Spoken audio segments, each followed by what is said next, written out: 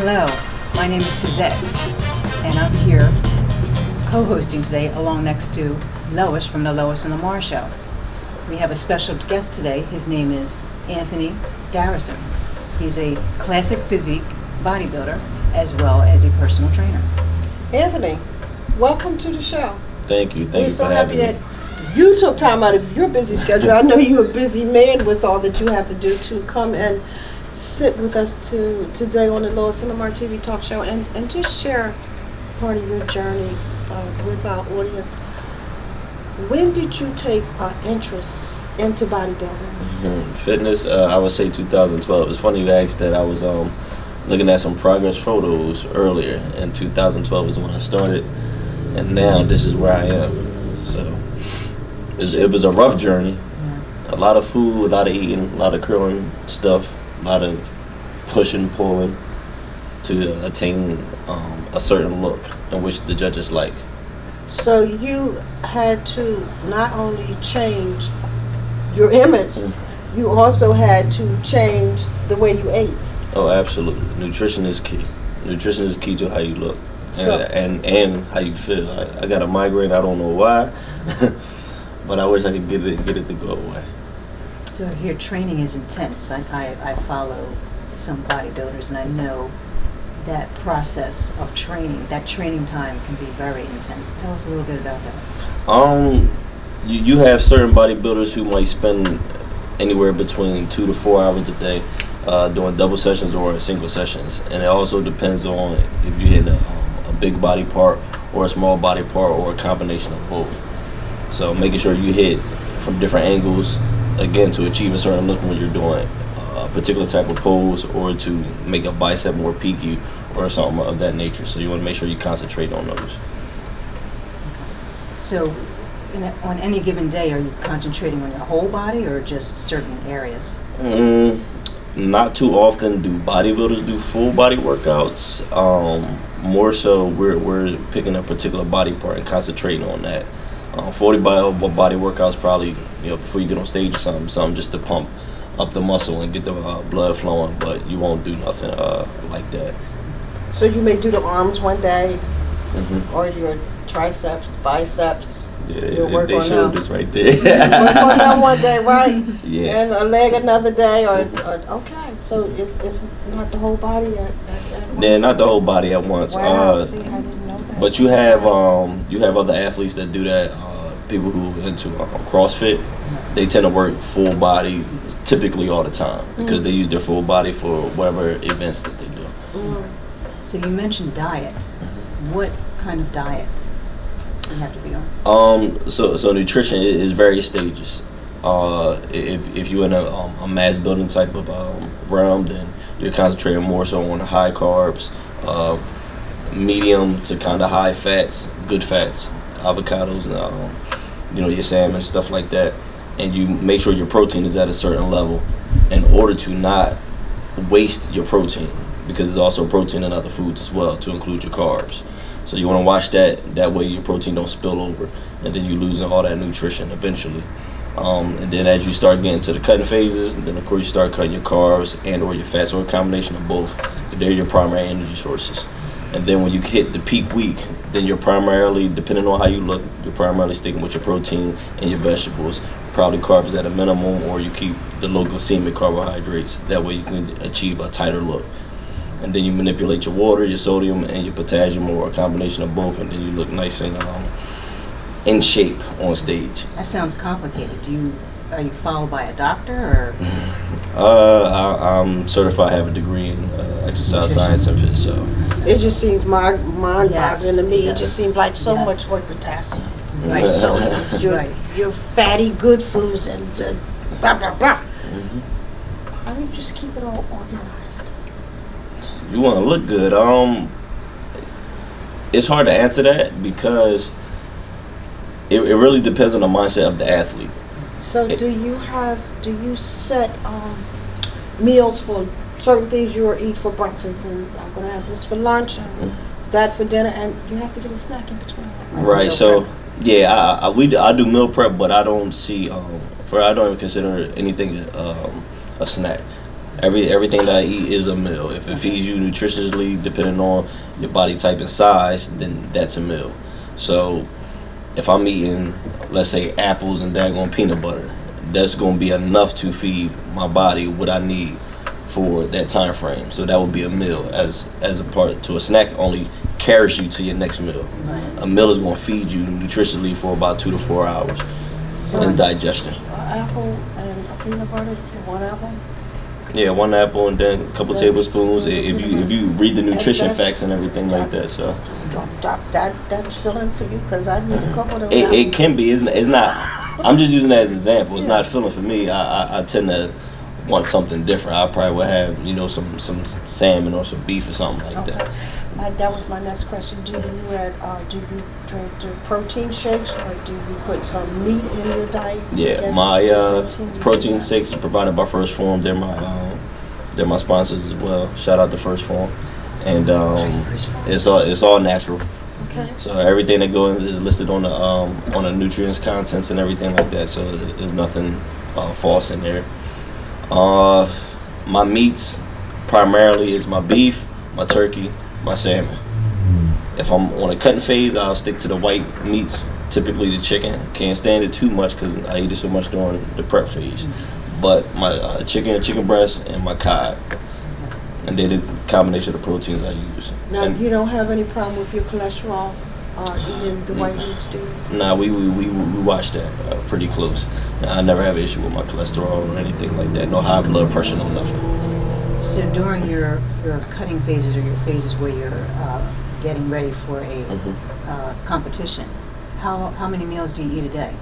About 7, 8. I'll wake up in the middle of the night and eat on cue. Don't need no alarm or anything like that. But you really like that because he gets up and he works all that stuff off. Doors will be like this on the bed sleep. Yeah, I will go right back. Yeah, I'll go right back to sleep after I eat. But I make sure I do nutrition. I make sure I get my nutrients in. Do you ever wake up in the morning? And when you wake up in the morning, you know just what you're going to have for breakfast when you go next. Absolutely. Do you dream about that at night, or is it conscious, or is it routine? You know what you're going to have for breakfast when you hit that kitchen. Because I'll go in the kitchen in the morning, I'll open the fridge, and I'll go, I have choices, just like you. Yeah, for I don't know what choice to do that morning because I guess my lifestyle is different from yours. Sometimes I don't go to bed till morning, and it may be toast today, or a boiled egg tomorrow, or a cup of juice. Definitely coffee. Right. So the question would be, what is actually breakfast? Yeah. So breakfast is something that breaks a fast. So a fast can be at any given time of the day. It doesn't necessarily have to be a morning. A lot of people get caught up on having breakfast in the morning, pancakes, eggs, whatever. So you break a fast at any given time. So if I wake up and I want to have salmon and some asparagus and a yam, that's what I'm gonna have because it feeds me nutritiously. Oh, it feeds me nutritiously. So therefore, the body doesn't understand time. It doesn't know what time it is. The only reason it knows time is because you tell it, hey, it's 8:46. I only know that because it's there. But my body don't know, and my body knows, dude, it's about time you need to feed me. In about another 3 hours, you might want to feed me again because it's time for us to eat. But it's a human body, and as humans, we get hungry. Absolutely. After about 4 hours, we eat. A baby, every hour and a half, he wants his bottle. Yeah. So That's how I think that's it's just trained. Yeah, that's how the body, Right. the body, it's a natural body right, thing. it works for you. To feel hungry after so many hours. Absolutely. So, that's Typically like a computer or so, it's going to let you know what it needs. So you've been doing this since about 2012. What's this big sword here on the table? You recently won a very prestigious award. Is that correct? Yeah, this weekend I had the NPC Excalibur Classic in Westchester, PA, and this show was important to me because one, I haven't been on stage in the past 4 years, and the last time I was on, I got 4th place. So this year, I made sure that me and my team that I trained with, we did everything possible to ensure that we was going to get the victory, regardless of who was going to be there. We told the athletes and the competitors, my competition, they shouldn't have came because we was going to win anyway. So we achieved, we achieved what we wanted to do, and we put in a bunch of the work, and at the end of the day, we were superior and victorious.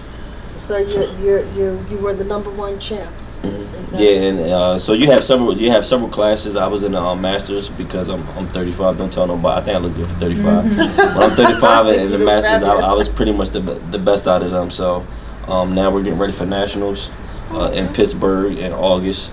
So we're getting ready for that. We're gonna put on another show. Don't come because y'all not gonna win, and that's the name of the game for us. So you're telling, if anybody is watching this show, he's telling you not to come because he's going to win. Yeah, well, I'm gonna be there that day. Y'all can come to another show either before or after. But don't come to win that because one. he's taking that show. Yeah, we taking that show. Can we just hold this up and get a shot of it? Absolutely. So that we can see what this is all about. And it's beautiful. I'm sure you just was overcome when they called you as the winner to receive this award. With some joy, I would say that. I would say I was overcome with joy, but I already had it in my mind that I won. I slept and woke up with it. It was mine before I get there. Yeah, so it was no doubt in my mind that I was going to be the winner. Okay. His journey is just amazing. You also work as a personal trainer. Mm-hmm. You want to share some of that with us? Personal trainer. It's something that you gotta love to do because you don't know what type of client you're gonna get. You might get a hard, you might get easygoing, you might get one who consistently says they don't want to do a certain activity or a certain exercise. They don't want to eat right. They don't want to get their rest. They don't want to follow the proper nutrition plan that you get. When they tell you they're doing the right thing, then you see them a week later, you know they didn't. You can tell by their body because you just saw them. Or you can tell if they said, hey, I was training while you wasn't here, maybe I was on vacation or something like that, and come back, all right, let me see what you got going on, and you're still in the same spot. So you gotta be, you gotta have passion for it, and you gotta have patience. Because some clients, they just need that extra work. And once you get them on point, once your communication is working very well, then you'll have a successful client right there. At the end of the day, that's all they're looking for. Hopefully, you know. So you do all types of. You're not specified. No, I'm not specified in anything. So it seems to me that is very challenging because it's like they want to do it, but they're looking at it like, to me, I feel like it's a pity pat party. They're wasting your time. Right. They're wasting your time because they won't do what you are asking them to do so that they can succeed in their personal training. Right. I like to say advise. Because you're only gonna do what you want to do, regardless of that. So all I can do is advise. Right. But you don't pay me the money. Listen, you're either wasting your money and you're wasting my time, and that's cool. So my clients, I tell my clients from the door, hey, listen, we're gonna have this. I like to say a screening. And they'll come, I put them through a training session to see if I'm the trainer for you. I might be too intense or so. And if you don't like my style of training, if it's not working for you, then that's fine. Good luck to you. You know, it's a million of us out there. Now someone new to personal training and they hired you. You do have some compassion for the soreness because I'm sure they're sore the next day or the next time when they come back. I'm certified exercise therapy too, so it doesn't matter. Okay, so is there exercise that you give them to do that helps with that? Absolutely. I used to teach diet and exercise. I was a real skinny girl, then 118 pounds, and I had an exercise that I would give to the ladies to do to combat the soreness. That's why I asked you that question. Absolutely. The last thing we want to do is have anyone injured, so we take very good care of their bodies.